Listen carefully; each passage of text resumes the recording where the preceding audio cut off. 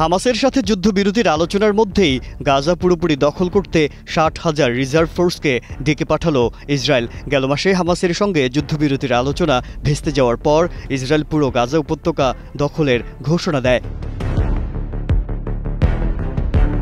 মঙ্গলবার প্রতিরক্ষামন্ত্রী কার্জের পরিকল্পনাটি অনুমোদন করেন।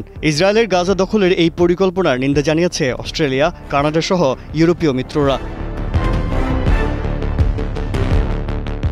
ইউরোপের বিভিন্ন দেশে গাজায় যুদ্ধবিরতির দাবিতে বিক্ষোভ হচ্ছে। কদিন আগেই মিশর ও কাতারের মধ্যস্থতায় 60 দিনের যুদ্ধবিরতির প্রস্তাব সম্মত হয় হামাস।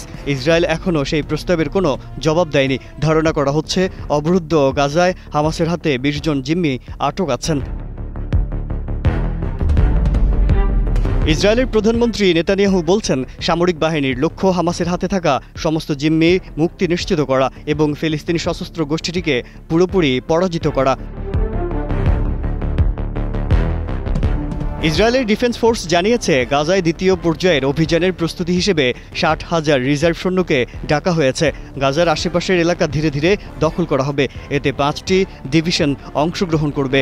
সব মশার বিরুদ্ধে সুরক্ষা দিতে এলো বসুন্ধরা এক্সট্রিম অ্যারোসল, মশার বিরুদ্ধে এক্সট্রিম সুরক্ষা। গাজা দখলের প্রস্তুতির অংশ হিসেবে এই সৈন্যরা জেইতুন ও জাবালিয়া এলাকায় অপারেশন চালাচ্ছে। সেপ্টেম্বরেই তারা গাজা দখলের অভিযান শুরু করবে বলে জানিয়েছে ইসরায়েলি সেনাবাহিনী।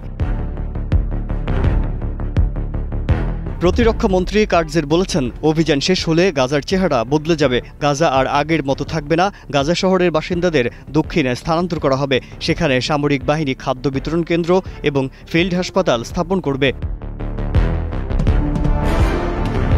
গাজার সিভিল ডিফেন্স জানিয়েছে, জেইতুন ও সাবরা এলাকায় ইসরায়েলি বাহিনী নির্বিচারে গুলিবর্ষণ করেছে। বুধবার ইসরায়েলি সৈন্যদের হামলায় 21 জন নিহত হয়েছে। গাজার পশ্চিমে 7 শরণার্থী শিবিরে একটি বাড়িতে বোমা হামলায় বাবা মা সহ 3 শিশু নিহত হয়েছে। জাতিসংঘ সহ আন্তর্জাতিক এনজিও সোমবার এক যৌথ বিবৃতিতে বলেছে, গাজা শহরে দখলের অভিযানে ক্লান্ত, অপুষ্ট, শোকাহত বাস্তুচ্যুত মানুষগুলোর দুর্ভোগ আরও বাড়বে।